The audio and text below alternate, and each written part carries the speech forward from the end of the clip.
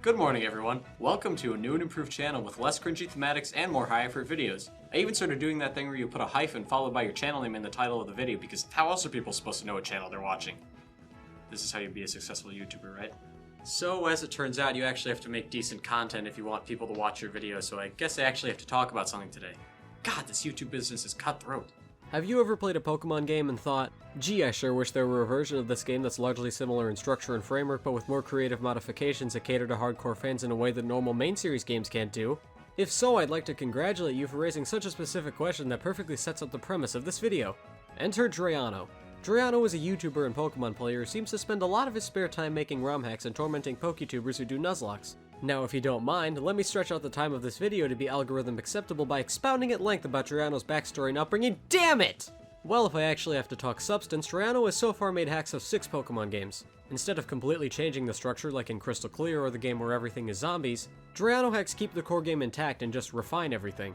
They add different Pokemon from other regions that weren't in the original games, give Pokemon new abilities, moves, or stats, and generally streamline a lot of the parts of the games that once were tedious. For example, Renegade Platinum removes the excruciating HM roadblocks that plagued the original game, and you get your running shoes and bike right when you start the game in Sacred Gold and Storm Silver.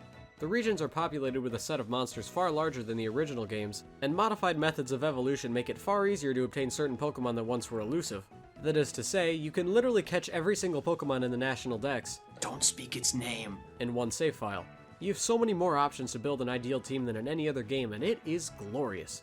Drayano's hacks really bend the rules of traditional Pokemon just enough to make the games feel fairly familiar, and yet very unique at the same time. If you've ever visited Fuchsia City and thought, this needs more Shelter, then these are the games for you. If you ever go down a very dark path in life and decide you want to play through Fire Red with Smoochum as your starter, then Drayano's got you covered on that front too. Hell, the madman managed to put the fairy type into Pokemon Platinum! It's often the sort of things that wouldn't quite make sense in a real Pokemon game, but are absolutely fair game in a ROM hack.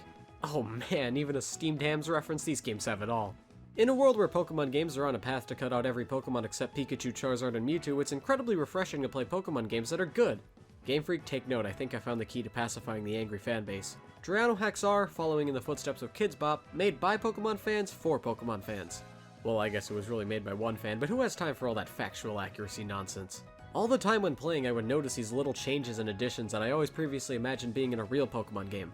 Stuff like being able to catch mythical Pokemon legitimately without a special event, or Luxray finally being Dark-type like it deserves. It seriously feels like this guy read my mind and addressed all my nitpicks and wishes of the Pokemon franchise in these ROM hacks. He didn't address my horrible lack of preparation for my future and the fact that I haven't applied to any colleges yet, but hey, you can't always get everything you want. One last thing I should mention is that on top of all the features they've added and modified, Drayano Pokemon hacks are really fucking hard.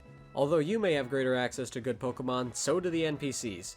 All gym leaders in Elite Four have a full team of 6 with better AI and better tactics. Ordinarily, Pokemon games are a relative cakewalk if you explore the region thoroughly and know the game's mechanics well.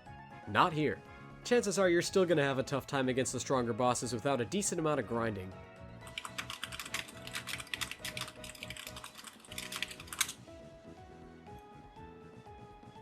What? Despite this heightened challenge, however, I've had some of my best Nuzlocks playing these hacks. Losing your favorite Pokemon to the ruthless killing machine that is the Pokemon League is emotionally traumatic and confuses my therapist, yes, but the wide range of available Pokemon gives you the opportunity to use a ton of different Pokemon that you may not ordinarily use, and you'll be able to find a new ace in no time. The randomness, difficulty, and variety of available team members makes for some incredibly fun and chaotic Nuzlocks. Speaking of fun and chaotic Nuzlocks, Brendan and I just started a Nuzlocke of Sacred Gold that you can watch immediately after this video.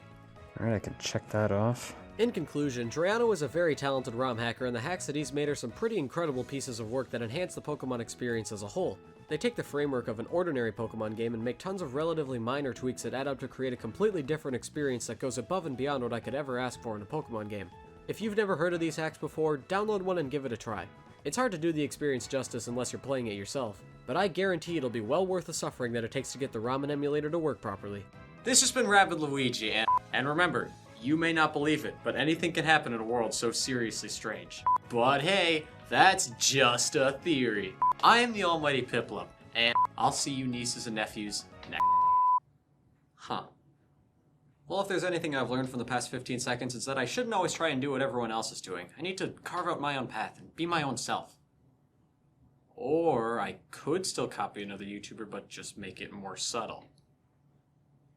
I've got it! I'll shoddily recreate Scott.